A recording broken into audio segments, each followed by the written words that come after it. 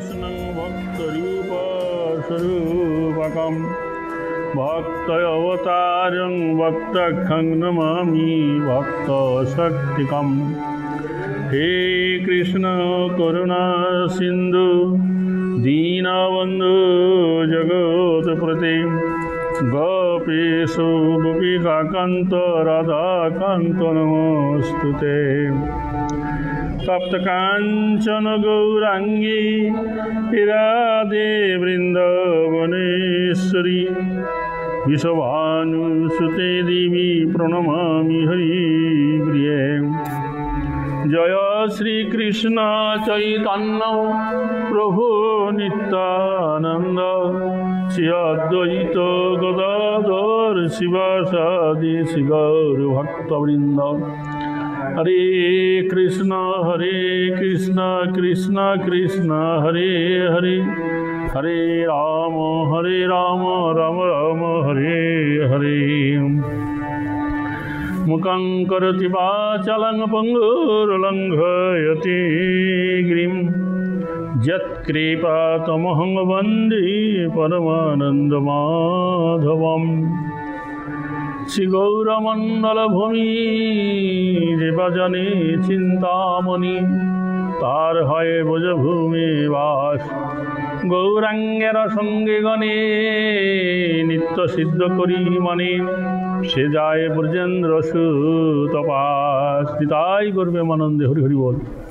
तो श्री गौरमंडल दर्शने আমরা গতকাল ফতেহাবাদ অবধি পড়েছিলাম, তাই কি মনে আছে তো? আজকে আমাদের শুরু হচ্ছে ফুলিয়া দিয়ে।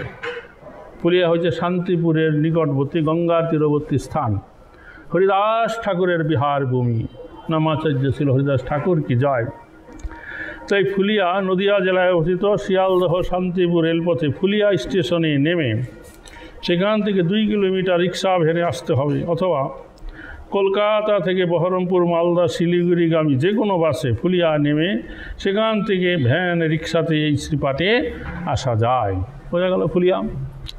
এইখানে নামাচার্য ছিল হরিদাস ঠাকুরের শ্রীপাঠ।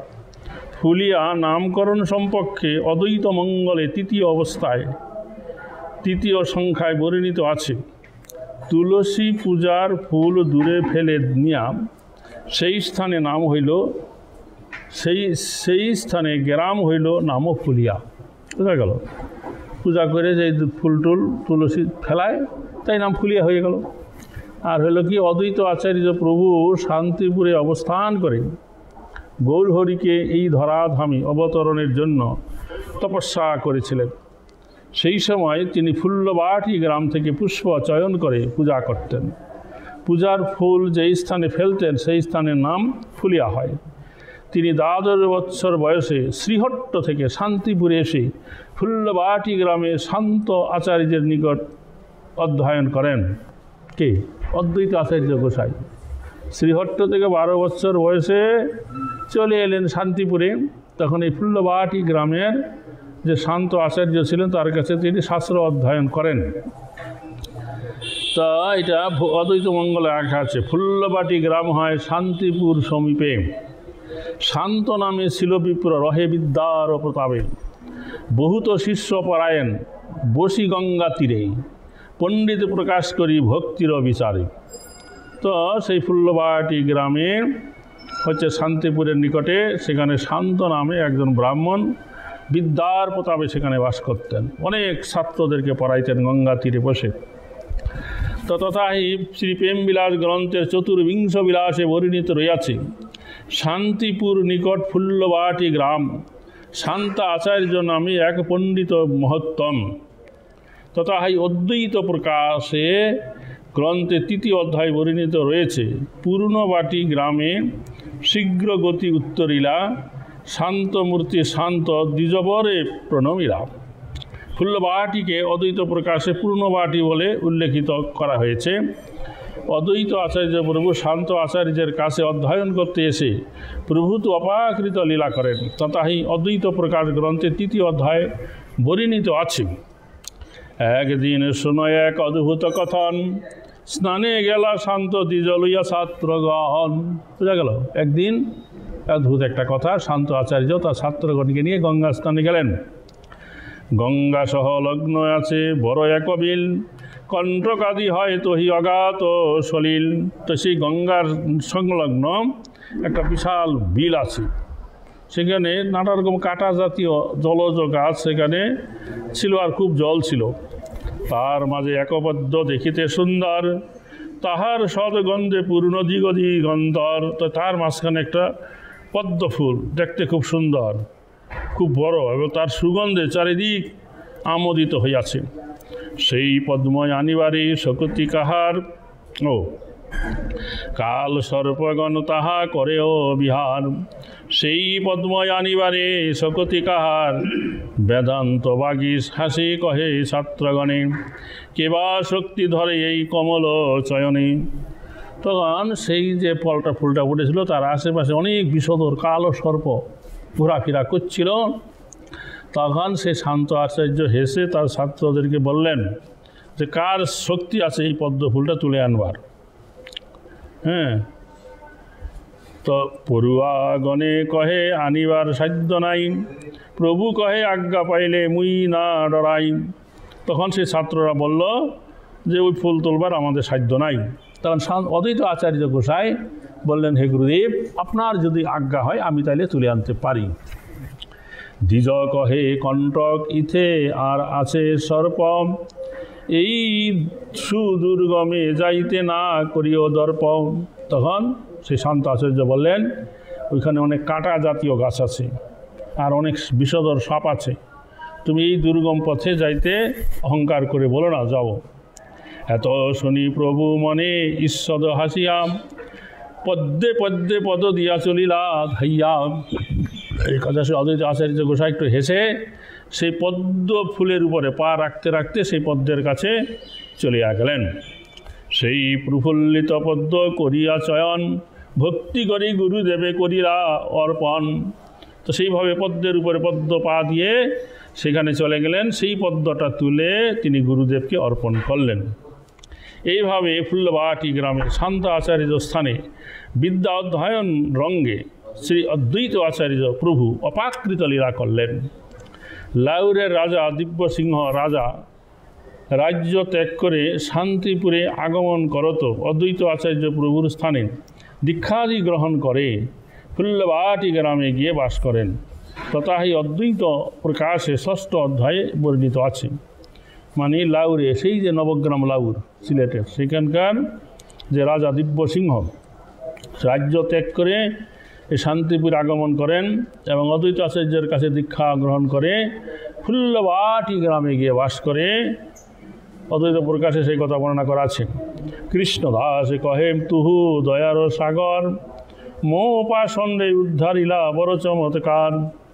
এবে আজ্ঞা কর মোরে বিরলেতে যাম, কৃষ্ণ নাম জপি সদা পরাণ জুরাম। এত কহি সুরধ্বনি তীরে উত্তরিয়া, কিছুদিনে বাস গইলা ঝুপুরি বান্দিয়াম। বহু পুষ্প উদ্যানে সুশোভিত কৈলা বাটি, তদবধি গ্রামের নাম হইল ফুল্লবাটি। বোঝা গেল?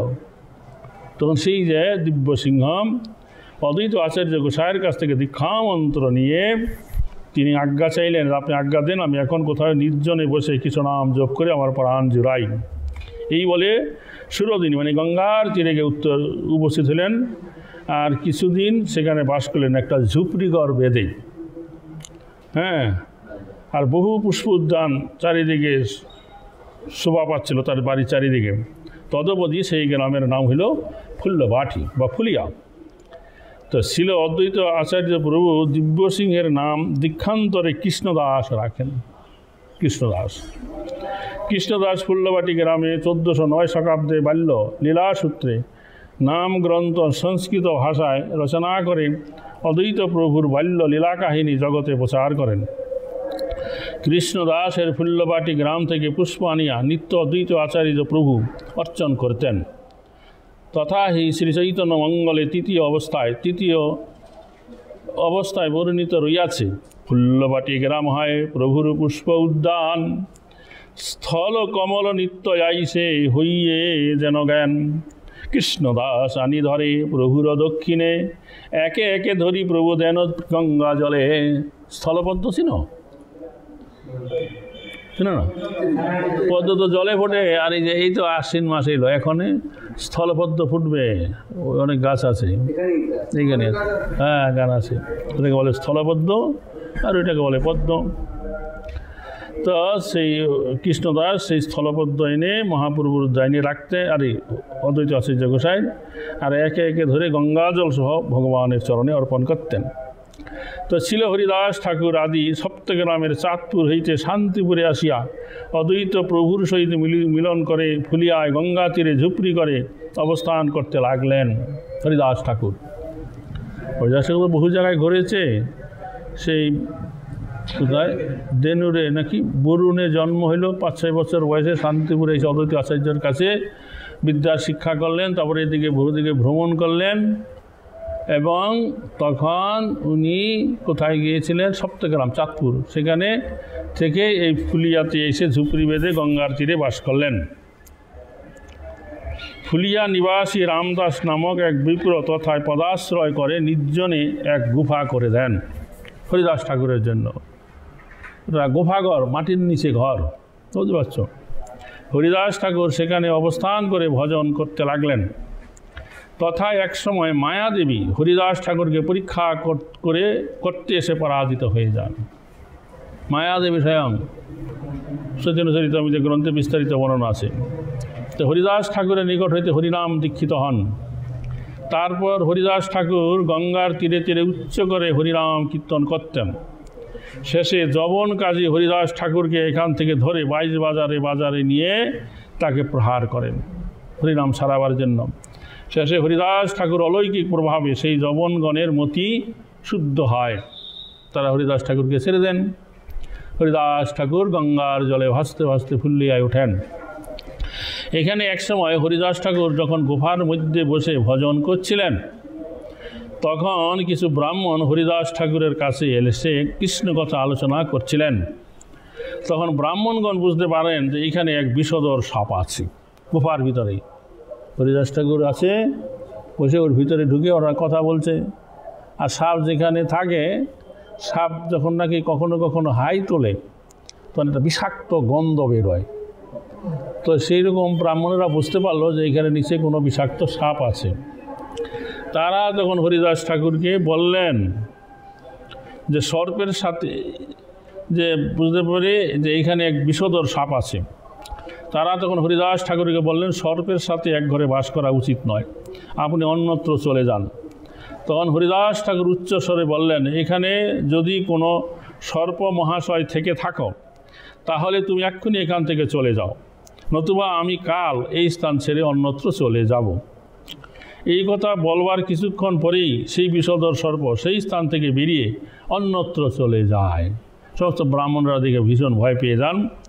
হরিদাস ঠাকুর এইরূপ অপাকৃত লীলা করে এই গ্রামকে মহিমান্বিত করেন। ফুলিয়ার গঙ্গার ঘাটে আদি সপ্তগ্রামের নারায়ণপুর নিবাসী নৃসিংহ ভাদুরী তার 2 কন্যা সীতা দেবী এবং শ্রীদেবীকে নৌকাযোগে আনয়ন করে এই অদ্বৈত আচার্যের সাথে বিবাহ সম্পাদন করেন। তথাহি শ্রী অদ্বৈত মঙ্গলে গঙ্গা তীরে যাত্রা করি নৃসিংহ ভাদুরী ফুলিয়ার ঘাটে আইল মৃত্যু সংখ্যা করি। ফুলিয়ার ঘাটে গঙ্গা তীরে সমাজ করিলাম, সেইখানে কন্যাদান ভাদুরী করিলাম। বিবাহের ক্রিয়াশাস্ত্রে যে কিছু হয়, সেইখানে সকল করি ঘরে তবে যায়।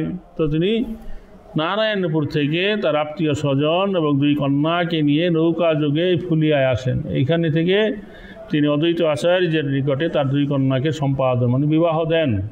বিবাহের যা কিছু কার্যক্রিয়া তা ওখানেই সম্পাদন করেন, তারপর ঘরে ফিরে যান।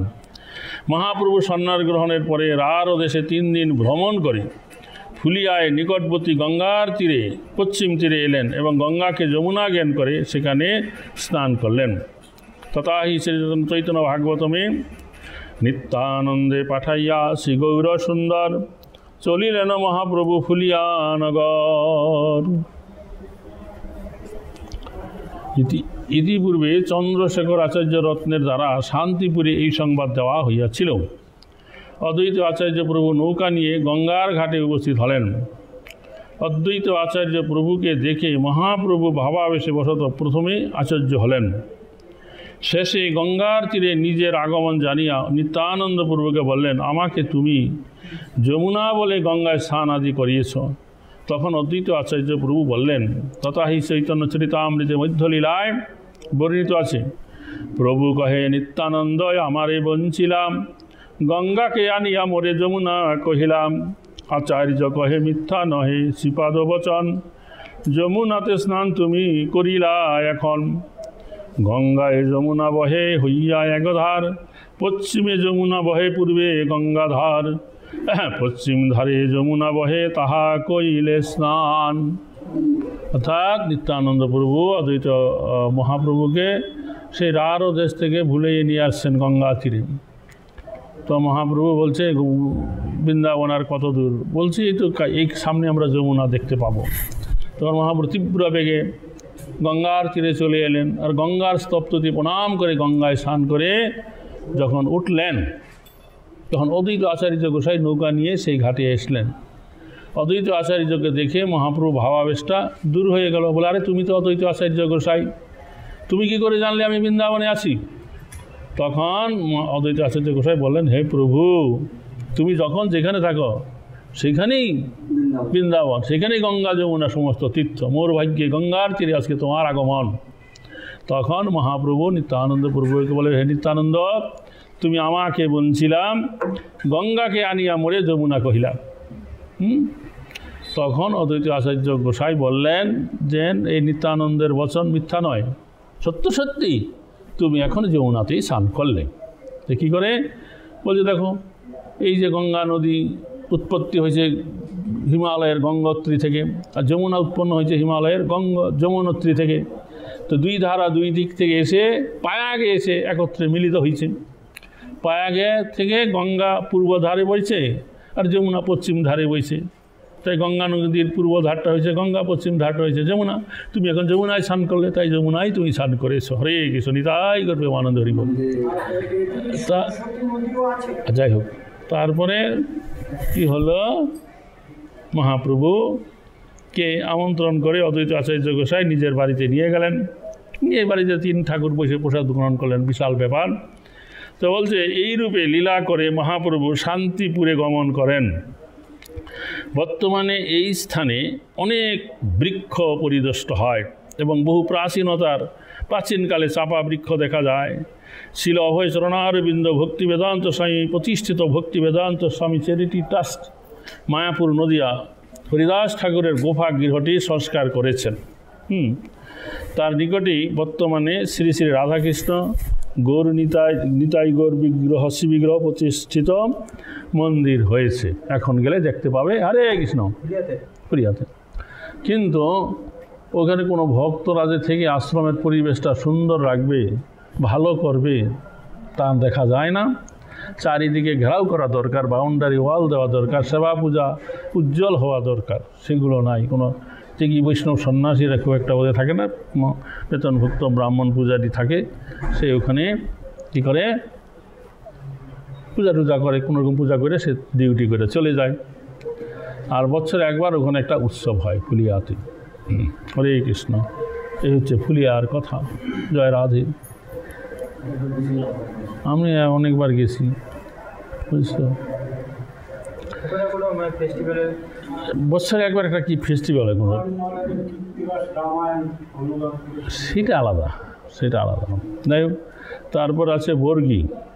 বর্গী হচ্ছে অভিরাম ঠাকুরের লীলাভূমি, যা হচ্ছে মেদিনীপুর জেলায়, পশ্চিম মেদিনীপুর জেলায় গড়বেতার নিকটে স্থান। বর্গী বর্তমান পশ্চিম মেদিনীপুর জেলায় অবস্থিত। হাওড়া বা খড়গপুর থেকে বাঁকুড়া পুরুলিয়াগামী ট্রেনে গড়বেতায় নামতে হবে।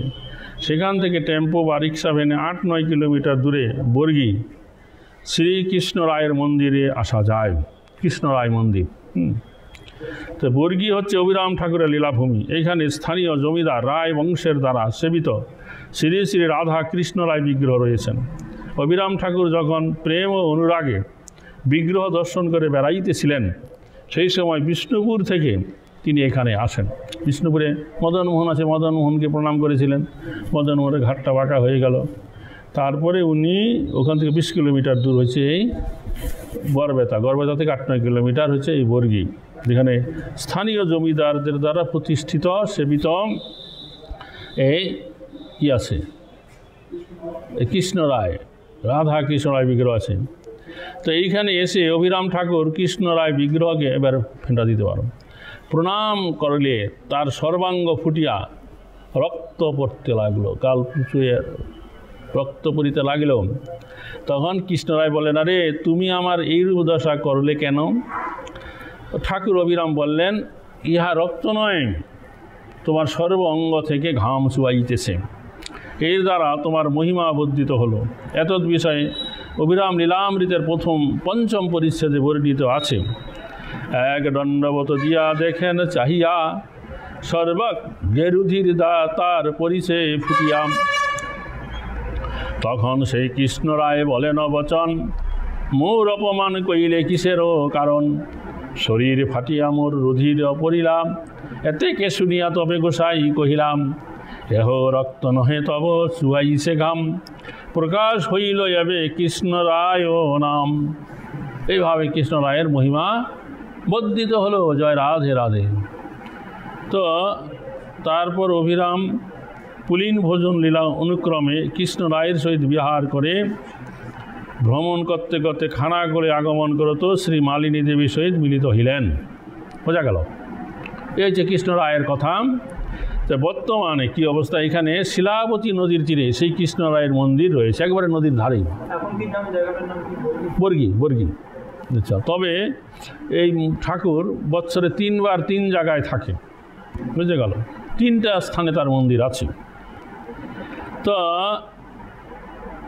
খুব সুন্দর সেবা পূজার ব্যবস্থা আছে। প্রতি বছরই দোল পূর্ণিমার আগমন উপলক্ষে শিলাবতী নদীর পশ্চিম তীরে কৃষ্ণ রায় গমন করেন।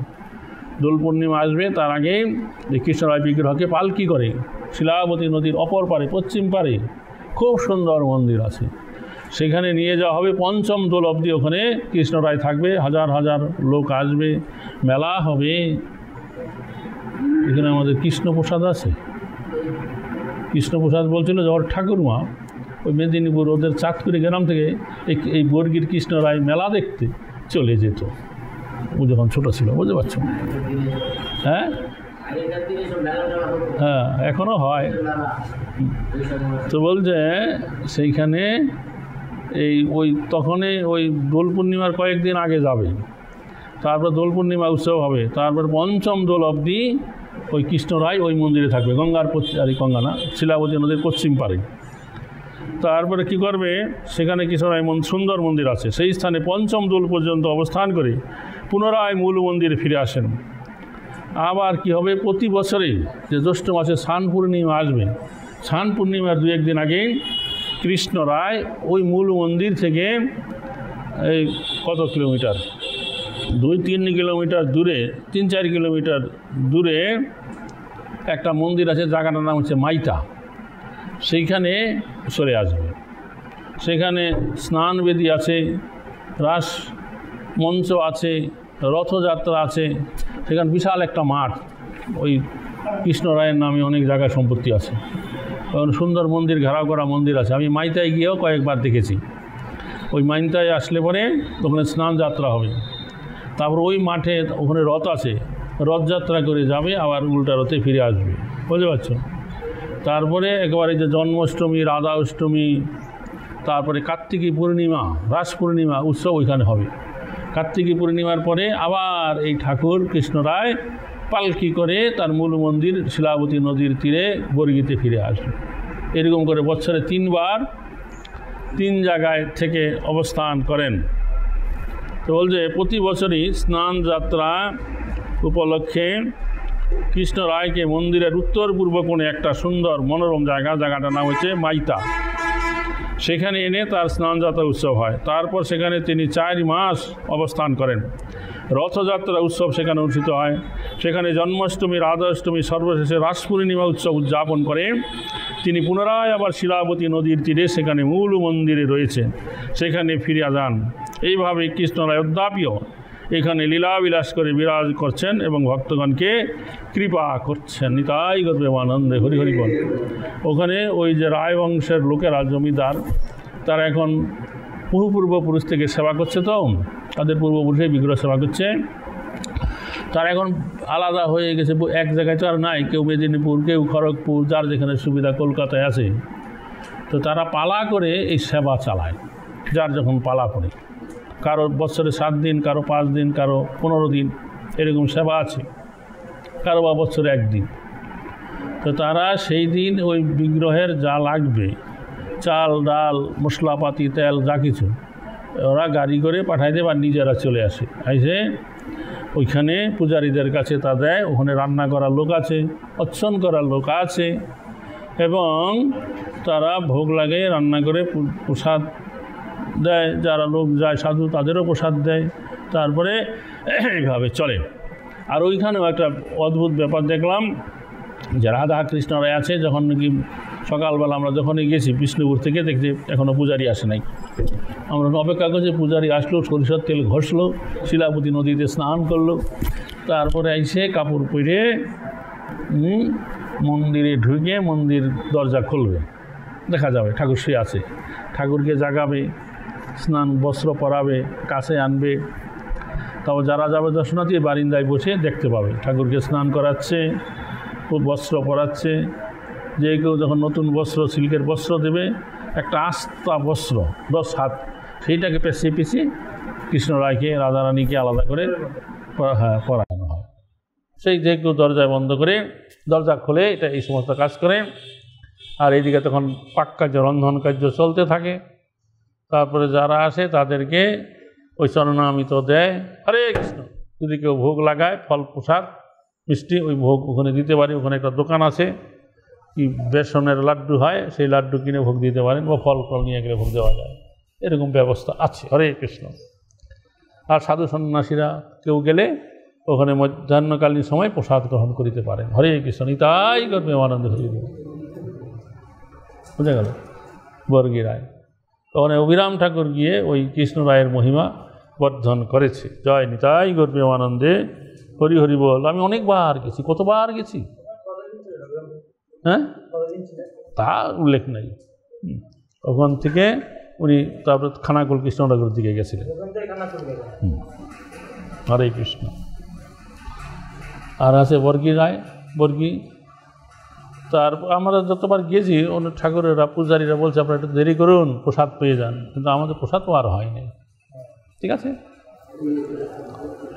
তা বড়কলা, তো শ্যামানন্দপুর লীলাভূমি। বড়কলা হচ্ছে পশ্চিম মেদিনীপুর জেলায় অবস্থিত। হরে কৃষ্ণ।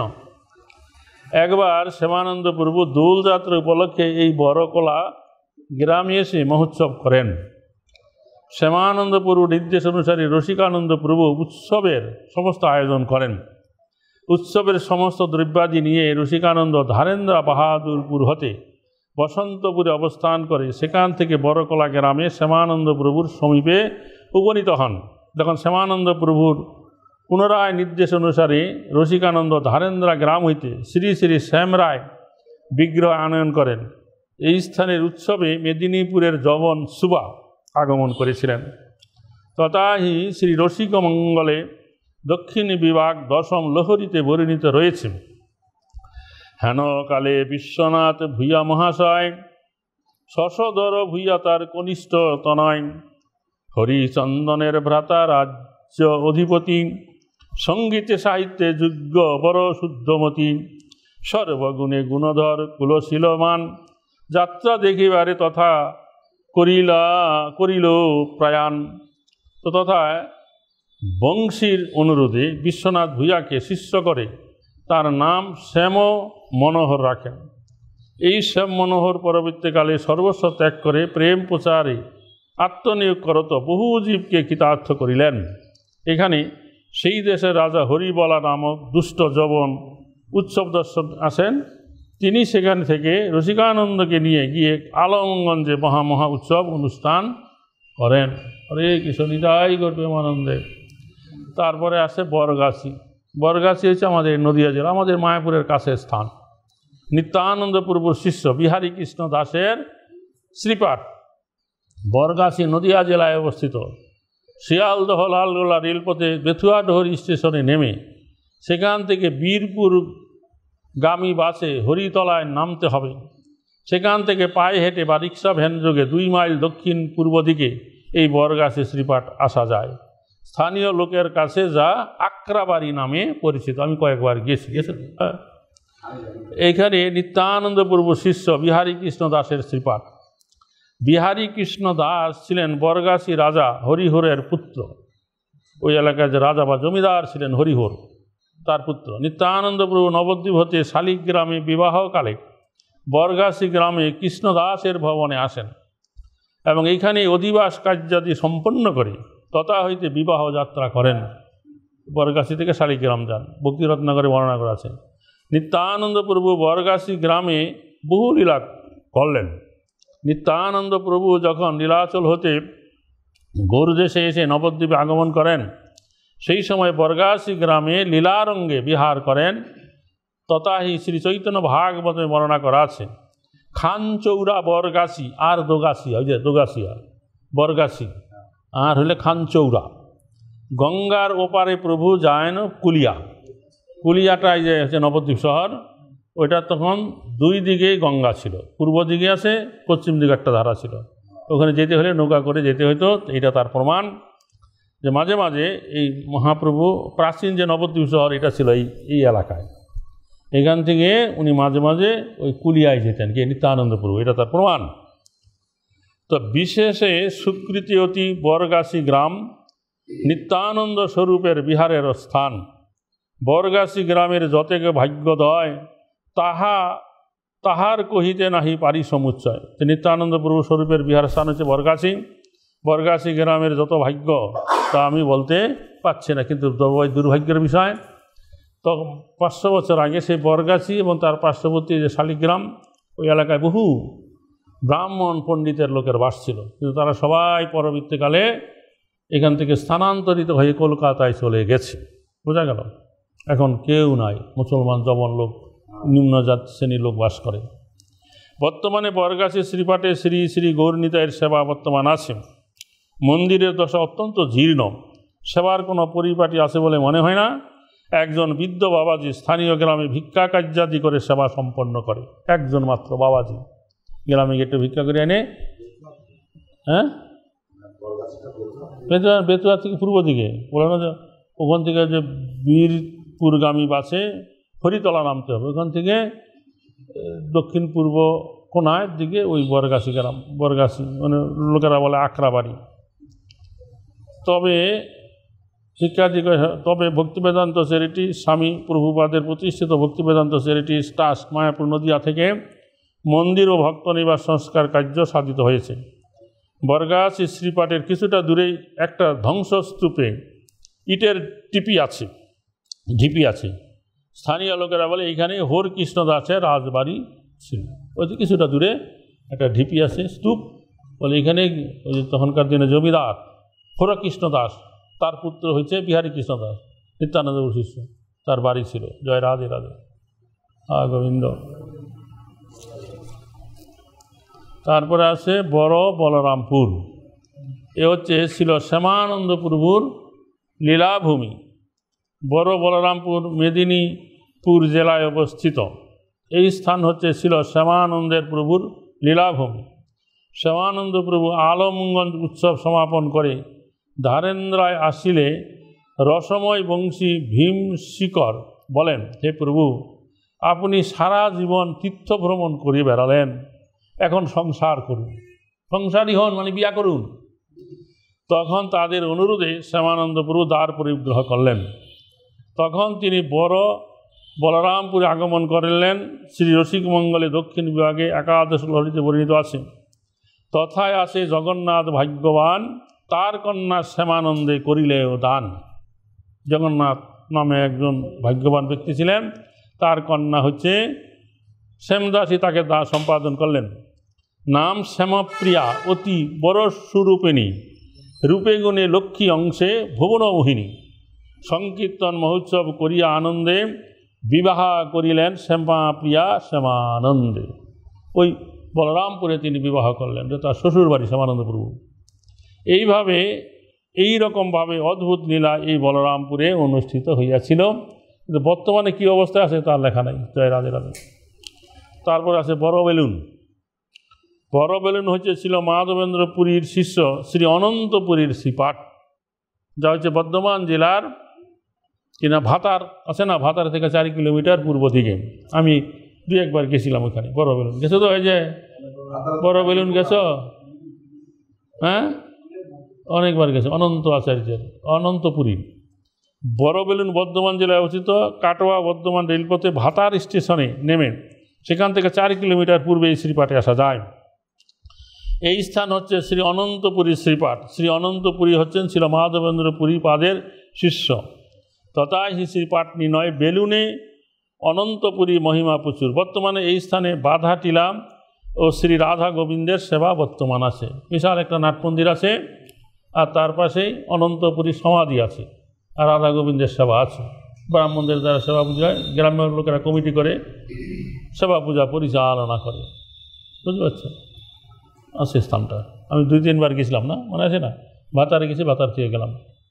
আচ্ছা, তারপরে আছে বনোয়ারি বাঁধ। এই বনোয়ারি বাঁধ ছিল উদ্ধারণ দত্ত ঠাকুরের শ্রীপাঠ। এটাও বর্ধমান জেলায়, না মুর্শিদাবাদ, বর্ধমান আর মুর্শিদাবাদের বর্ডার একবারে। বনোয়ারি বাঁধ মুর্শিদাবাদ জেলায় অবস্থিত। কাটোয়া থেকে উত্তর পশ্চিমে 12 কিলোমিটার দূরে এই বনোয়ারি বাঁধ। কাটোয়া আহমেদপুর ছোট রেল লাইন এখন বড় লাইন হয়ে গেছে। পাচন্দি স্টেশন নেমে সেখান থেকে রিক্সা ভ্যানে 3 কিলোমিটার পূর্বে এই শ্রীপাঠে আসা যায়। এছাড়া উদ্ধারণপুর থেকে বোলপুর থেকে উদ্ধারণপুরগামী বাসে বন্দর স্টপেজে নেমে হাঁটা পথে 10 মিনিট গেলেই বনোয়ারি বাঁধ রাজবাড়ি আসা যায়। অথবা কাটোয়া থেকে সালার বা বহরমপুরগামী বাসে একেবারে বনোয়ারি বাঁধে গিয়ে রাজবাড়ির গেটে নেমে এই শ্রীপাঠে আসা যায়। হরে কৃষ্ণ, নিতাই গর্বে আনন্দ হরি। এখানে বৃহদায়তন পুরানো রাজবাড়ি দেখা যায়, অনেক বড় রাজবাড়ি, বিশাল বড় রাজবাড়ি। এক সময় এখানে অতি বৃহৎ জাঁকজমক সহকারে রাজকার্য চলত এবং ভগবানের সেবা পূজাও চলত। এই পুরাতন দালান বাড়িতে এখনও বহু বিগ্রহ আছে। মধ্য প্রকোষ্ঠে অষ্টসখী পরিবেষ্টিত শ্রী শ্রী রাধা কৃষ্ণ রয়েছেন। বোঝা গেল? তারই মধ্য প্রকোষ্ঠে উদ্ধারণ দত্ত ঠাকুরের সেবিত শ্রী শ্রী গৌরনীতাই বিগ্রহ রয়েছেন, খুব সুন্দর। অন্যদিকে আছে শ্রী শ্রী গিরিরাজ ও গৌরগোপাল। মন্দিরের বাম দিকে বলরাম, বালগোপাল ও ব্রহ্মা। স্থানীয় লোকেরা এদেরকে ব্রহ্মা বিষ্ণু শিবের প্রতীক বলে মনে করেন। এখানে পৌষ সংক্রান্তির আগের দিন শ্রী শ্রী গৌরনীতাই ও বলরাম উদ্ধারণপুরে বিরাজ করেন। উদ্ধারণপুরে ঘাট আছে না, উদ্ধারণ দত্ত ঠাকুরের নাম অনুসারে সেখানে একটা মন্দির আছে, নিম গাছ আছে, ভোগের ঘর আছে, সেই মন্দিরে গিয়ে অবস্থান করেন। তো মালসা ভোগ লাগে এবং ঠাকুর একদিন সেখানে অবস্থান করে আবার ফিরে আসেন। ঠাকুরের উদ্ধারণপুর আগমন উপলক্ষে সেখানে বিশাল মেলা হয় এবং উদ্ধারণ দত্ত ঠাকুরের সেখানে সমাধি আছে। শ্রী রাধা কৃষ্ণের বিগ্রহ চরণের কাছে কালো প্রস্তরে খোদিত আছে। বনোয়ারি মুকুন্দদেব বাহাদুর দাস নন্দী কর্তৃক মূর্তি স্থাপিত হইয়াছে 1216 সাল, শকাব্দ 1731। এই রাজবাড়িতে যে একসময় জাঁকজমকপূর্ণভাবে সেবা চলত তা বলার অপেক্ষা রাখে না, কিন্তু বর্তমানে অত্যন্ত জীর্ণ দশা। পরিষ্কার করার কেউ নাই, ঝাড়ি দেওয়ার লোক নাই, অত্যন্ত অপরিচ্ছন্ন। পায়রাগণ পুরানো দালান বাড়িতে বসবাস করছে, বহু পায়রা, হাজার হাজার পায়রা বাস করছে। হ্যাঁ, তাদের পালক এবং মল সর্বত্র ছড়িয়ে ছিটিয়ে আছে। মাত্র 2 জন পূজারী আছে, তারাই মন্দিরের সেবা পূজা করে থাকেন। সেবার পূজার বিশেষ কোনো পরিপাটি আছে বলে দেখে মনে হয় না। রাজবাড়িতে প্রবেশের পর বাম দিকে অষ্টসখী একটা প্রকোষ্ঠে সেবিত হচ্ছেন। জয় রাধে রাধে। তো মহাপ্রভু, আচ্ছা যাই হোক, জয় নিতাই, জয় নিতাই।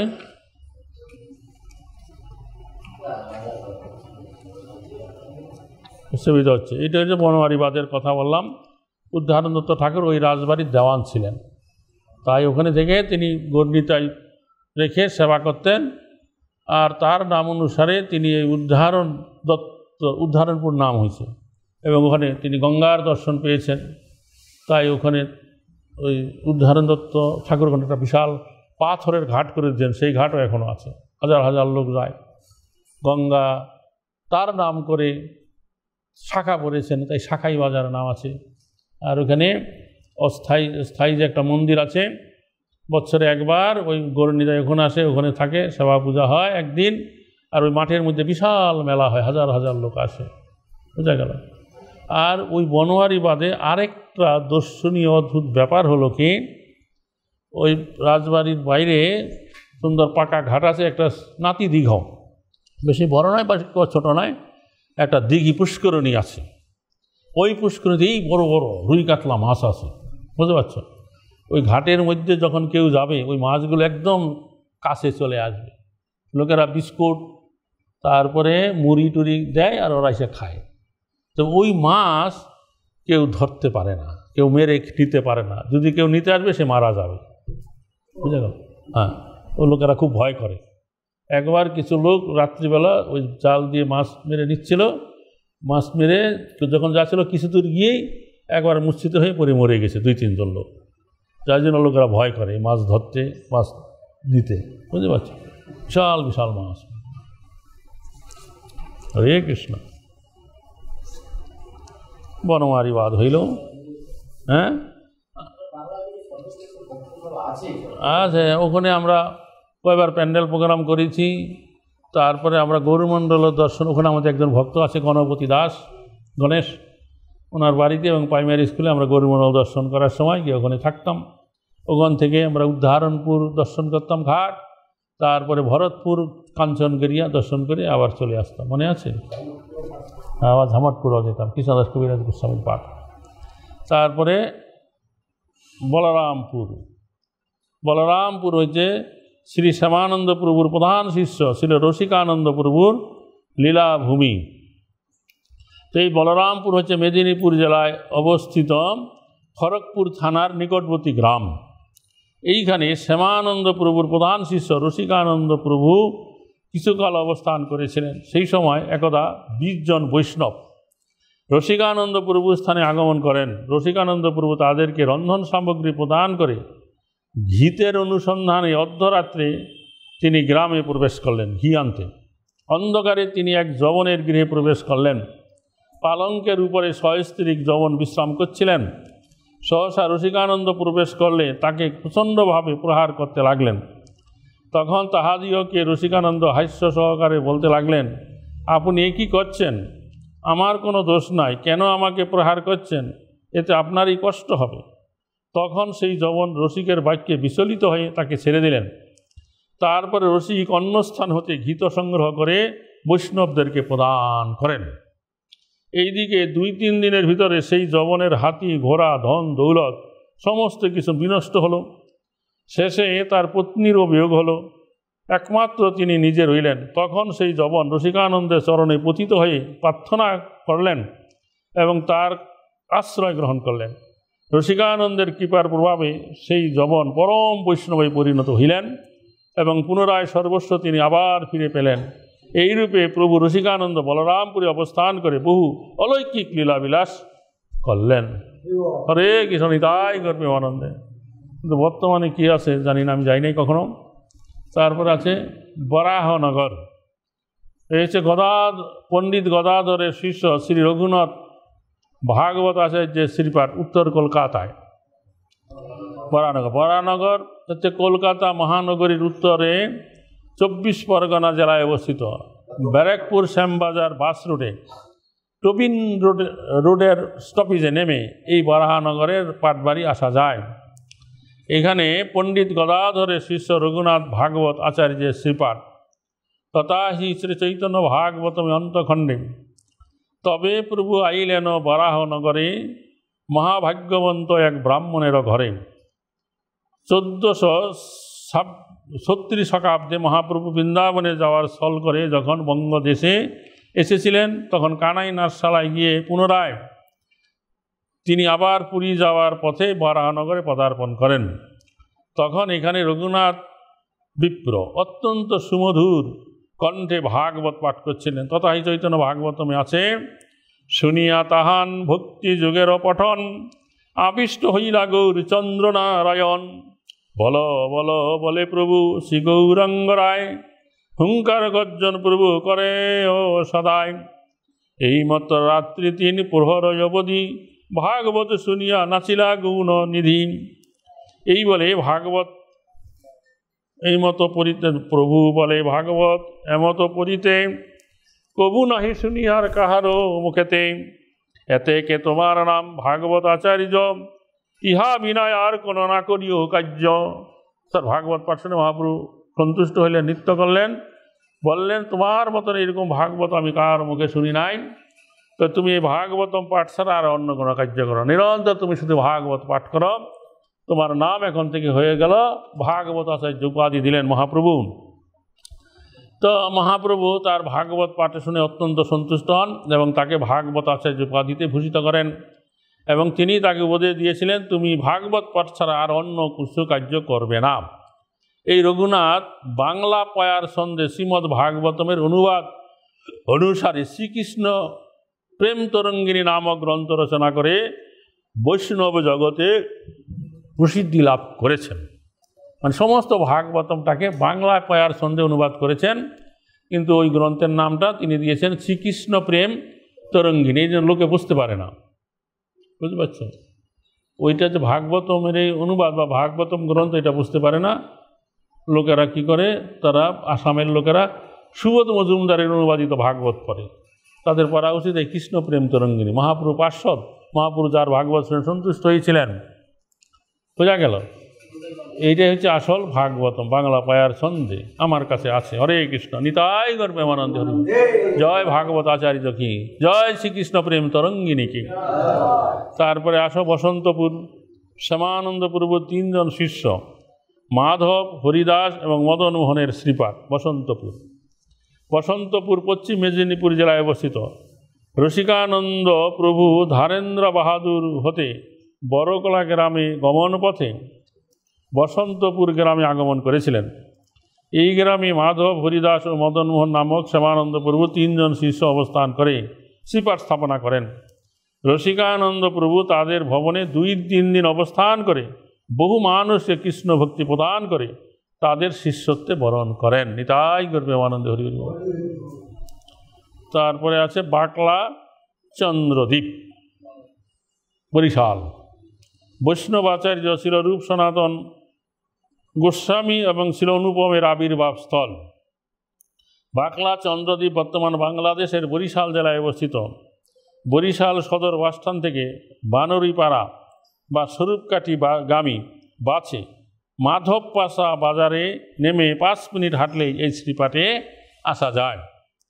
ভক্তি রত্নাকর গ্রন্থে উল্লেখ আছে যে বৈষ্ণবাচার্য ছিল রূপ সনাতন, ছিল সনাতন গোস্বামী এবং অনুপমের পিতা কুমারদেব নৈহাটি হইতে, এই যে নৈহাটি, উদ্ধারণপুরের কাছে নৈহাটি থেকে বসবাস করতে আসেন।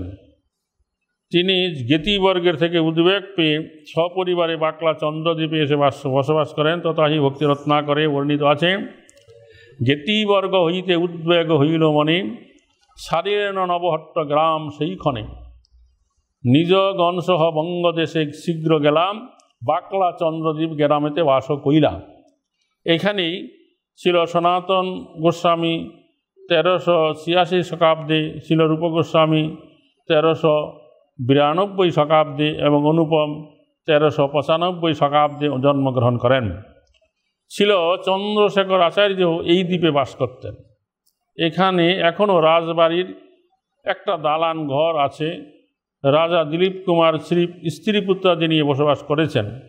এছাড়াও তৎকালীন একটা মন্দির জীর্ণ অবস্থায় দাঁড়িয়ে আছে।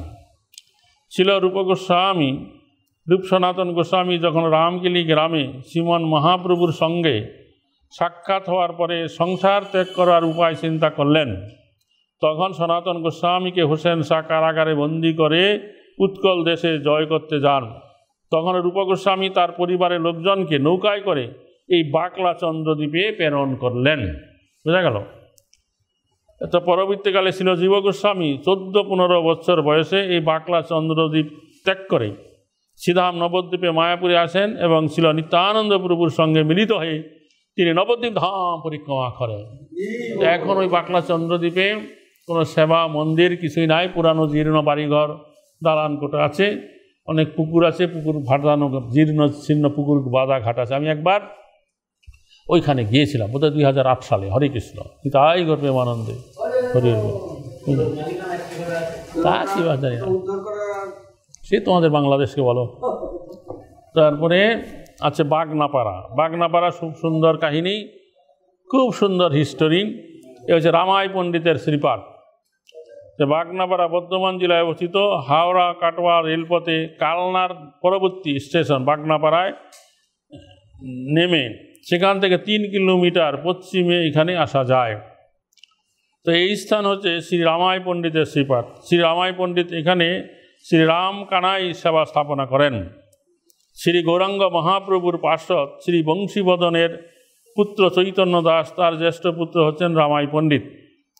নিত্যানন্দ প্রভুর শক্তি জাহ্নবা দেবী এই রামাই পণ্ডিতকে পালন করেন। তাই রামাই পণ্ডিত হচ্ছেন জাহ্নবা দেবীর পালিত পুত্র। শ্রীমন মহাপ্রভু বা নিত্যানন্দ প্রভুর তাদের লীলা সম্বরণ করবার পরে গৌরমণ্ডলে শ্রী জাহ্নবা দেবী ভ্রমণ করে শ্রীমন মহাপ্রভুর বাণী প্রচার করলেন। এক সময় জাহ্নবা দেবী রামাই পণ্ডিত সহ বহু ভক্ত নিয়ে তিনি বৃন্দাবনে গিয়ে রূপ সনাতন গোস্বামী সহ ব্রজমণ্ডলের বিভিন্ন স্থান পরিভ্রমণ করেন। সর্বশেষে যখন কাম্যবনে আসেন তখন তিনি গোপীনাথই অন্তর্ধান হয়ে যান। সেই সময় রামাই পণ্ডিত জাহ্নবা মাতার বিরহে অত্যন্ত কাতর হন। তখন তিনি মনে মনে স্থির করলেন এই স্থান ছেড়ে আর কোথায়ও যাবেন না। এটা জাহ্নবা মাতা 2 বার বৃন্দাবনে গিয়েছিলেন, প্রথমবার নয়, দ্বিতীয়বারের ঘটনা। তখন ওই বৃন্দাবনে গেছেন, বহু স্থান দর্শন করলেন। তখন রামাই যখন রাধাকুণ্ডে ছিলেন তখন রামাই পণ্ডিত বলছেন, মা তুমি কবে কাম্যবন দর্শন করবে? তার ইচ্ছা ছিল কাম্যবন দর্শন করলে বলে তাড়াতাড়ি এবার চলো গৌরমণ্ডলে, গৌরদেশে চলো। তখন বলে ঠিক আছে আমরা শীঘ্রই চাইলে কাম্যবন যাব। কাম্যবনে গেলেন। কাম্যবনে সুন্দর গোপীনাথ বিগ্রহ আছে, সেইখানে সেই গোপীনাথ বিগ্রহের জন্য তিনি ভোগ রন্ধন করলেন। তারপর আরতি করলেন। আরতি করে যখন ধূপ দীপ নৈবেদ্য ইত্যাদি ফিরাচ্ছিলেন তখন হঠাৎ গোপীনাথ কী করেছিল, এই জাহ্নবা মাতাকে ধরে তার বাম পাশে ডান পাশে দাঁড় করাই দিলেন। সেইখানে সেই কাম্যবনে এখনও সেই জাহ্নবা দেবী বিগ্রহ রূপে দাঁড়িয়ে গেল। বোঝা গেল? ডাইন দিকে এইভাবে অদ্ভুত লীলা। তখন রামাই পণ্ডিত কান্না করতে লাগলো। ভক্তরা তার 2-1 দিন পর্বে যেই যার স্থানে দিকে চলে যেতে লাগলো। তো রামাই পণ্ডিত স্থির করেছিলেন যে আমি আর এই কাম্যবংশের এই মন্দির ছেড়ে আর অন্য কোথাও যাব না, ওখানেই থাকলেন। তারপরে একদিন ওই কাম্যবনে যে ঝর্ণা আছে, ঝর্ণার জলে উনি স্নান করছিলেন, ডুবছে। হঠাৎ তার মনে তার বুকের মধ্যে কী যেন ঠেকছে। 2 হাত দিয়ে ধরেছে, দেখছেন এই রাম কানাই বিগ্রহ, রাম বলরাম আর কানাই বিগ্রহ। তো তাদেরকে এনে উনি ওই গোপীনাথ মন্দিরে রাখলেন, সেবা করতে লাগলেন। তখন রামকানাই বলছে যে আমরা এখানে থাকবো না, তুমি আমাদেরকে নিয়ে গৌর দেশে নিয়ে চলো, বাংলাদেশে নিয়ে চলো। তখন রামকানাই ঝুড়িতে করে ওই রামাই পণ্ডিত ওই রামকানাই বিগ্রহকে ঝুড়িতে করে নিয়ে চলে আসতে লাগলেন বৃন্দাবন থেকে। পথে মাঝে মাঝে ফল টল ভোগ দেয়, যেদিন যা পায়। এমন করে যে এখন যেখানে বাগনাপাড়া আছে ওইখানে বিগ্রহদ্বয়কে রেখে উনি কী করলেন, ফল মিষ্টি কিছু ভোগ দিলেন, তারপর বিশ্রাম করছিলেন। তখন রামকানাই বলছে যে দেখো তুমি আমাদেরকে নিয়ে আর অন্য কোথায় যাও না, এখানে রেখেই সেবা করো এই স্থানে। হ্যাঁ, জঙ্গলের ভিতরে এখানে রেখেই সেবা করো। এই স্থান দিয়ে গৌরনীতায় একবার কুলিন গ্রাম যাওয়ার পথে এই স্থান দিয়ে গিয়েছিলেন, কাজে তুমি আমাদেরকে এখানেই রাখো। তখন থেকে রামাই পণ্ডিত ওখানে বিগ্রহদ্বয়কে রেখে সেবা করিতে লাগলেন। ভক্তরা আসতে লাগলেন, পাতা দিয়ে কুটির নির্মাণ করা হলো। এইভাবে সেবা পূজা করতে লাগলো, বহু লোক তার শিষ্য হতে লাগলো। বাড়ি ঘর আস্তে আস্তে ভোগের ঘর তৈরি হতে লাগলো। একদিন ওই রামাই পণ্ডিত এই বিগ্রহগণকে ভোগ নিবেদন করে মধ্যাহ্নকালীন সময়ে যখন একটু বিশ্রাম করছিলেন, হঠাৎ সে আশ্রমের মধ্যে ভক্তরা একবার চিৎকার চেঁচামেচি কোলাহল শুরু করে দিল। ব্যাপার কি? তিনি উঠলেন, উইটাতে সে মস্ত বড় একটা বাঘ সেখানে চলে আসছে। তখন রামাই পণ্ডিত বলেন, আরে আরে বাঘ তুমি এখানে কেন আসছো? তোমাকে দেখে আমার সেবকেরা ভক্তরা ভয় পাচ্ছে, তুমি এখান থেকে চলে যাও। তখন সেই বাঘ বলছে যে আমাকে তোমাকে রোজ এখানে কি করতে হবে, এই রামকানাইয়ের প্রসাদ দিতে হবে, তাইলে আমি কাউকে উদ্বেগ দেব না। বলে ঠিক আছে, কাল তুমি মধ্যাহ্নকালীন আইসো, তোমাকে আমি প্রসাদ দেব। তখন বাঘের জন্য একটা স্থান রাখলো, যেখানে বাঘ আসবে প্রসাদ খাওয়াবে, ভোগের স্থান। তারপরের দিন থেকে প্রতিদিন এই মধ্যাহ্নকালীন রামকানাইয়ের ভোগ হওয়ার পরে সেই স্থানে গিয়ে প্রসাদ রাখতো, বাঘ এসে খেয়ে চলে যেত। এইভাবে সেই বাঘটা কিছুদিন প্রসাদ খাওয়ার পরে ও দেহত্যাগ হয়ে গেল, মরে গেল, আর বাঘ নাই। তাই ওই স্থানের নাম হলো বাগনাপাড়া, নো মোর টাইগার, আর বাঘ নাই। তাই ওই গ্রামের নাম বাগনাপাড়া, আর বাঘ নাই। তো এইভাবে যখন জ্বলছিল তখন একবার রামকানাইকে একটা শিব ঠাকুর আইসে স্বপ্নে দেখা দিয়ে বলছে, আরে তুমি জানো যে এই যে বাঘটা মরে গেল, এই বাঘটা কে ছিল? এটা পূর্ব জীবনেও আমার ভক্ত ছিল, একজন তান্ত্রিক সন্ন্যাসী ছিল। ও এই জঙ্গলের ভিতরে ও আমার যে শিবলিঙ্গ স্থাপনা করে ও সেবা পূজা করতো, কিন্তু ওর একটা স্বভাবের দোষ ছিল, বৈষ্ণবদের দেখলে নিন্দা বন্ধ করত। তো একবার কিছু বৈষ্ণবরা নবদ্বীপে যাচ্ছিল, তাদের এরকম নিন্দামন্দ করছে, তখন বৈষ্ণবরা ওকে অভিশাপ দিয়ে দিল যে তুমি বেটা জঙ্গলের ভিতরে থাকো, শিবের পূজা করো, আর বৈষ্ণবদের নিন্দা করো, তুমি এইখানে কি করবে, বাঘ হয়ে থাকবে, বাঘ হয়ে জঙ্গলে ঘুরে বেড়াবে। তখন সেই সন্ন্যাসী আবার ওদের কাছে ক্ষমা চাইল। তো বলে ঠিক আছে, তুমি এখানে বাঘ হবে, বাঘ হয়ে থাকবে, যদি কোনো বৈষ্ণব কৃপা করে তোমাকে রাম কৃষ্ণ বা কৃষ্ণের প্রসাদ যদি তোমাকে দেয়, প্রসাদ খেয়ে তুমি উদ্ধার হয়ে যাবে, হরে কৃষ্ণ। তারপরে ও দেহত্যাগ করে বাঘ হয়ে জন্মালো, ওখানে ঘুরে বেড়ায়। তারপরে এই রামাই পণ্ডিতের কাছে এসেছে, ও রামকানাইয়ের প্রসাদ পেল, প্রসাদ পেয়ে উদ্ধার হয়ে চলে গেল।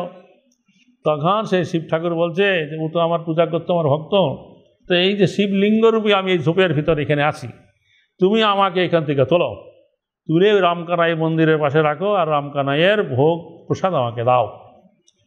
তখন তারপর দিনে রামকানাই লোকজন নিয়ে সে জঙ্গল পরিষ্কার করে রামাই পণ্ডিত ওখান থেকে মাটির থেকে ওই শিবলিঙ্গ তুলে নিয়ে আসলেন। এখন ওই মন্দিরে ঢুকতে তার বাম পাশে একটা মন্দির করে ওই শিবলিঙ্গ রাখা আছে, ওখানে পূজা টুজা হয়। এবং মধ্যাহ্নকালীন সময়ে ভোগের পরে এই ওরা নাম দিচ্ছে গোপেশ্বর শিব, আর ওই বাঘ তারও ভোগ হয়, ওই গোপেশ্বর শিবেরও ভোগ হয় মহাপ্রসাদ দিয়ে। তো যাই হোক এইভাবে আছে। তারপরে কি হলো, 1993 সালে একবার একটা এই সেপ্টেম্বর মাসের দিকে যখন ওখানে সকালবেলা দরজা খুলছে শিব মন্দিরে, দেখছে শিবলিঙ্গের উপরে একটা খুব সাদা বিষাক্ত সাপ জড়িয়ে আছে ত্রিশূলের উপরে। তো ওরা দিকে তো ভয় পেয়ে গেল, আর এই সাপটা কোথার থেকে এলো। তখন পূজারী বললো ঠিক আছে, আমি ওকে পূজা করব। তখন ও ওখানে বসে পূজা টুজা করলো এবং ওই সাপের উদ্দেশ্যে দুধকলা খেতে দিল। সাপ দুধকলা খেলো, ওই সারাদিন সাপটা ওখানে ছিল। পরের দিন থেকে ওই সাপটা অদৃশ্য হয়ে যায়। বহু লোক এসে দর্শন করে, তার ছবি তুলে রাখছে, আমার কাছে সেই ছবি আছে, হরে কৃষ্ণ, বুঝতে পারছো? তো এই হচ্ছে তার কথা, বাগনাপাড়ার কথা। তো বলছে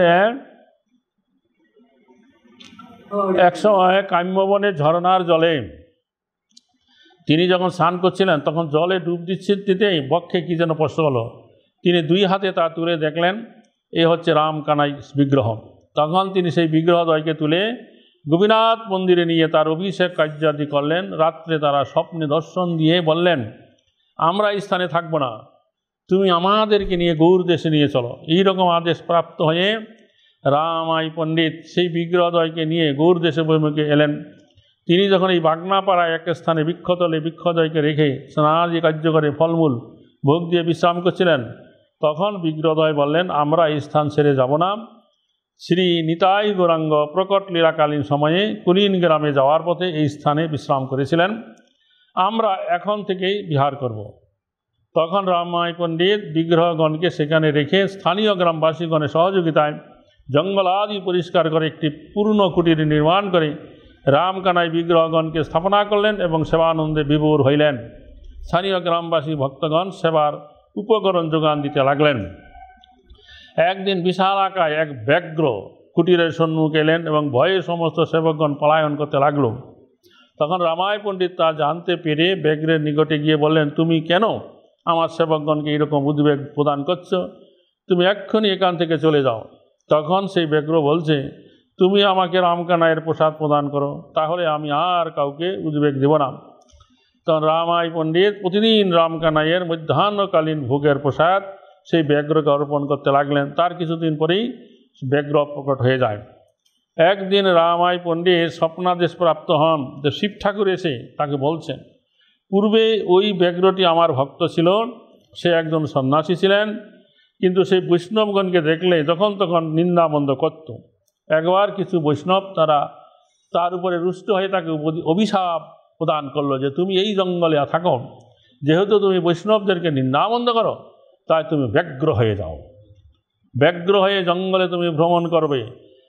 তখন থেকে সেই সন্ন্যাসী বৈষ্ণবদের কাছে ক্ষমা প্রার্থনা করে অপরাধ মোচন করতে লাগলেন। তখন তিনি বললেন যে ঠিক আছে, কোনো বৈষ্ণব যদি ভগবানের প্রসাদ তোমাকে দেয়, সেই প্রসাদ পেয়ে তুমি ব্যগ্রদেহ থেকে মুক্ত হবে।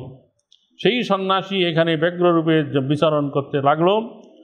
আর পূর্বে আমার এক শিবলিঙ্গ গোপেশ্বর শিব জঙ্গলের কিছুটা দূরে স্থাপন করেছিল, সে ব্যগ্র হয়ে গেলে তখন থেকে কেউ আমার সেবা পূজা করছে না। হে রামাই পণ্ডিত, তুমি আমাকে সেখান থেকে উত্তোলন করে রামকানাই মন্দিরের নিকটে স্থাপনা করো এবং প্রতিদিন রামকানাইয়ের মধ্যাহ্নকালীন ভোগের প্রসাদ আমাকে অর্পণ করো। সেই শিবলিঙ্গ উদ্ধার করে আনেন এবং রামকানাই মন্দিরের পাশে স্থাপনা করেন। গোপেশ্বর শিবরূপে তার সেবা চলছে। এখনও প্রতিদিন সেখানে শিব ঠাকুরকে রামকানাইয়ের ভোগের প্রসাদ অর্পণ করা হয়। এভাবে রামাই পণ্ডিত শ্রী রামকানাইয়ের সেবায় আনন্দে বিভোর হইলেন। একসময় নিত্যানন্দ প্রভুর পুত্র বীরচন্দ্র প্রভু আদেশে তার 1200 নেরা শিষ্য রাত্রি দ্বীপ্রহরে বাগনাপাড়ায় রামাই পণ্ডিতের সম্মুখে এসে উপনীত হইলেন এবং তৎক্ষণাৎ তাদের অভিরুচি অনুসারে ভোজন পেতে ইচ্ছা করলেন। রামাই পণ্ডিত তাদের জিজ্ঞাসা করলেন, আপনারা কি প্রসাদ পেতে ইচ্ছা করেন? তখন তারা জানালেন, আমরা আম্র খেতে ইচ্ছা করি। রামাই পণ্ডিত পৌষ মাসে দ্বীপ্রহরে রাত্রে বকুল বৃক্ষে আম্র ফলাইয়া তাদেরকে ভোজনও করালেন। এইভাবে রামাই পণ্ডিতের প্রভাব শুনে গৌড়ের বাদশা নবাব এক ঘড়ি পাঞ্জা উপহার দিলেন। আরতিকালে সেই ঘড়ি বাজানো হতো। ঘড়ির শব্দ 10-9 কিলোমিটার দূর থেকে শোনা যেত। একসময় রামাই পণ্ডিত বিগ্রহদ্বয়ের পাশে ঠাকুরানী স্থাপন করবার ইচ্ছা প্রকাশ করলেন।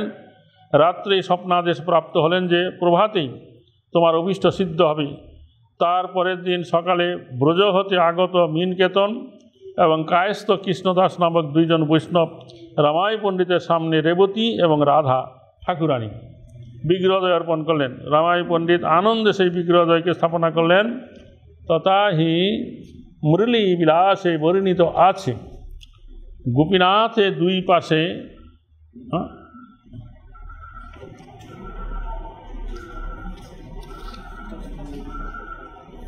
গোপীনাথে 2 মূর্তি অপূর্ব দেখিয়া 2 জন আনে করে লইয়া মাগিয়া, তাহাই শুনিলা গৌরে ভুবন রামাই, বোঝ হইতে লইয়া গেল কানাই বালাই। দোহে মিলাইব লইয়া এই 2 ঠাকুরানী, এই প্রেমানন্দে দোহে আইলা আপনি। এইভাবে প্রেয়সীদ্বয় আসিয়া প্রতিষ্ঠিত হইল। তারপর রামাই পণ্ডিত তার কনিষ্ঠ ভ্রাতা শ্রী শশীনন্দনকে নবদ্বীপ হইতে আনিয়া তার 3 পুত্র রাজবল্লভ, শ্রীবল্লভ, কেশবকে এই শ্রীপাঠ বাগনাপাড়ায় সেবা ভার অর্পণ করেন। তাহাদের বংশধরগণ অদ্যাপি এই শ্রীপাঠের সেবক। এই স্থানে রামাই পণ্ডিত অপ্রকট হন। বর্তমানে এই শ্রীপাঠে মন্দির প্রাঙ্গণে ঢুকতে বাম পাশে সেই গোপেশ্বর শিবলিঙ্গ আছে। প্রবেশ করলে প্রথম বাম পাশে প্রকোষ্ঠে রাম কানাইয়ের বিগ্রহ রয়েছে। দিনের বেলায় এই প্রথম প্রকোষ্ঠে রাম কানাই থাকেন। মন্দির প্রাঙ্গণের উত্তর প্রকোষ্ঠে শ্রীমতী ঠাকুরানী, শ্রীমতী রাধারানী এবং রেবতী বিরাজমান আছেন। রাত্রে তারা ঠাকুরদ্বয়ের সাথে আলাদা আলাদা প্রকোষ্ঠে থাকেন। আর দক্ষিণ প্রকোষ্ঠে জগন্নাথের সেবা আছে। এই স্থানের নাম বাগনাপাড়া। হওয়ারও একটা লীলা আছে। সেই বাঘ যখন রামকানাইয়ের প্রসাদ পেয়ে অপ্রকট হয়ে গেল, বাঘ না, অর্থাৎ আর বাঘ নেই, তখন থেকে এই স্থানের নাম করা হলো বাগনাপাড়া। নিতাই গর্বে আনন্দ হরি বল। তো ওইখানে বোঝো থেকেই তো রামকানাই এসেছিল, আর বোঝো থেকেই রেবতী এবং রাধারানী ঠাকুর কানা হলো। 2 বৈষ্ণব নিয়ে এলেন এবং ওই বিগ্রহ যে একটা অঙ্গন আছে, অঙ্গনের পশ্চিম দিকে অঙ্গনে পূর্ব দিকে মুখ করে দাঁড়িয়ে আছে রামকানাই। দিনের বেলা সেবা পূজা ভোগান হয়। আর উত্তর প্রকোষ্ঠে সারাদিন রেবতী আর রাধারানী থাকে। আর রাত্রিবেলা যখন শয়ন করবে তো আলাদা আলাদা প্রকোষ্ঠে রাম কানাই শয়ন করবে আর তাদের ঠাকুরানীরাই তাদের সঙ্গে থাকবে। আর দক্ষিণ প্রকোষ্ঠে আছে জগন্নাথ। নিতাই গৌর প্রেমানন্দে হরি হরি। আর ওইখানে যে এখানে রামাই পণ্ডিতের ভাইয়ের বংশধররা ওখানকার সেবায়িত গোস্বামী। আর ওই বংশের এক গোসাই যার নাম হচ্ছে বিপিন বিহারী গোস্বামীর কাছে ভক্তিবিনোদ ঠাকুর দীক্ষা মন্ত্র নিয়েছিলেন। হরে কৃষ্ণ। বোঝা গেল? হরে কৃষ্ণ মহারাজ। মায়াপুরে গঙ্গা, যমুনা, সরস্বতীর যে তিনটি ধারা একত্রিত হয়েছে সেটি কি এখনো বর্তমান আছে? না, এটা তো শোনো, এখানে তো প্রয়াগে মিলিত হয়ে গঙ্গা যমুনা আসছে। আর ওই যে আছে না ত্রিবেণী, এখন যেখানে ত্রিবেণী আছে হুগলি জেলা ত্রিবেণী, ওইখানে যখন গঙ্গা গেছে ওইখানে ডাইন দিক থেকে ইছামতি নদীতে একটা নদীর ধারা এসে গঙ্গায় মিলিয়েছে, ওর নাম হচ্ছে যমুনা। আর ডাইন দিক থেকে সরস্বতী নদীর ধারা এসে মিশেছে, এ হচ্ছে সরস্বতী। ওইখানে গঙ্গা যমুনা সরস্বতী আছে। প্রয়াগে যে আছে, প্রয়াগে গঙ্গা এবং যমুনা আছে, কিন্তু সরস্বতী নদীটা গুপ্তভাবে আছে। ওইটাকে প্রয়াগকে বলা হয় যুক্ত ত্রিবেণী, আর আমাদের হুগলি জেলা যে ত্রিবেণী একে বলা হয় মুক্ত ত্রিবেণী। বোঝা গেল? হ্যাঁ, এটা কেউ কেউ বলে, খড়িয়া বলে, সরস্বতী বলে, জলঙ্গি বলে, কত না। হ্যাঁ, কি মহারাজ আমরা হবিষান্ন পাচ্ছি, আমরা কি মিষ্টির জল পেতে পারি? হ্যাঁ, প্রাণ ভরে খেতে পারে। বগড়ি কৃষ্ণ রায়জির যারা সেবা কাজ করে তারা কেউ আচরণশীল নয়, সেবা সমাপ্ত হলে তারা ধূমপানও করে। ভক্তরা ওখানে কি প্রসাদ পেতে পারবে? আমার এই বিষয়ে ইচ্ছা থাকলেও বুঝতে পারি না, কি করব। আচ্ছা, ঠিক আছে, যাই হোক। এখন ওইখানে যারা নাকি সেবায়িত তারা সেবা করে না, মালিক যারা, তারা বেতনভুক্ত পূজারি রেখেছে, রান্না করার লোক রেখেছে, পরিষ্কার ঝাড়ু দেওয়ার লোক রেখেছে, তারাই সেবা পূজা করে। ওদের যার যখন পালা পড়ে ওরা সামগ্রী পাঠায়, ওরা তাই দিয়ে রান্নাবান্না করে। বোঝা গেল? এখন ওরা কি করলো ওইটা আমাদের দেখার বিষয় নয়। কী করো, কোথায় পাবে সদাচার সম্পন্ন ব্রাহ্মণ বৈষ্ণব? বোঝা গেল? তো কারো যদি ইচ্ছা হয় প্রসাদ পেতে পারে, নাও পেতে পারে, তার ইচ্ছা। হরে কৃষ্ণ। আচ্ছা, হরে কৃষ্ণ মহারাজ। আপনার সবাই নিবেদন করছি, আপনি লকডাউনের আগে করিমপুরে এসেছিলেন। হ্যাঁ, ফেব্রুয়ারি মাসে 12 তারিখ। ওই জয়রাধম কথা কীর্তন করেছিলেন, খুবই সুন্দর, অন্যরকম। মহারাজ সকালের ক্লাসে আরেকবার করবেন? ঠিক আছে, দেখা যাবে। প্রণাম। আমি দেহ নেই আত্মা, সবাই দেহ আলাদা আলাদা থাকে, তাহলে সবাই আত্মা কি এক থাকে? কি? আমি দেহ নেই আত্মা, সবাইকার দেহ আলাদা আলাদা, সবাইকার আত্মা কি এক থাকে? আত্মা দেহের মধ্যে থাকে, কিন্তু দেহ আর আত্মা আলাদা। ঠিক আছে, হরে কৃষ্ণ। মহারাজ আমরা এই গ্রন্থ কিভাবে পাবো, কৃপা করে জানাবেন। এই গ্রন্থ যখন ছাপা হবে তখন পাইতে পারবে। প্রবীণ রোড বরানগরে যে শ্রীপাদ আছে, কৃপা করে বলুন এটা কোথায় আছে? বরানগর পাটবাড়ি বললে সবাই চিনে। বরানগর পাটবাড়ি বললে সবাই চিনে, স্থানীয় লোকেরা, বাবাজিরা সেবা করে।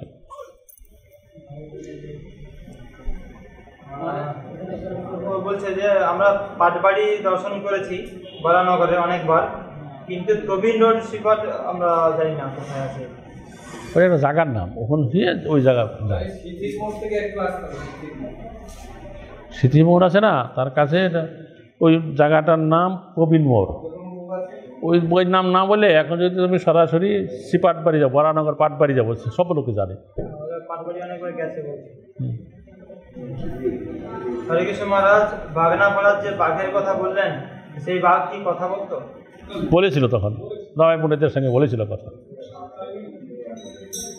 আচ্ছা, আবার জিজ্ঞেস করেছে যে হরে কৃষ্ণ মহারাজ আপনি যে গ্রন্থ পাঠ করেছেন এটা কোন গ্রন্থ?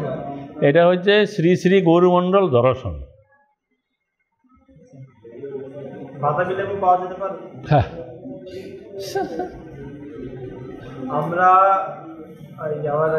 আমরা ভবিষ্য অন্ন পাচ্ছি, তাহলে কি গুড় আর বাতাবি লেবু পাওয়া যাবে? হ্যাঁ যাবে, ঠিক আছে।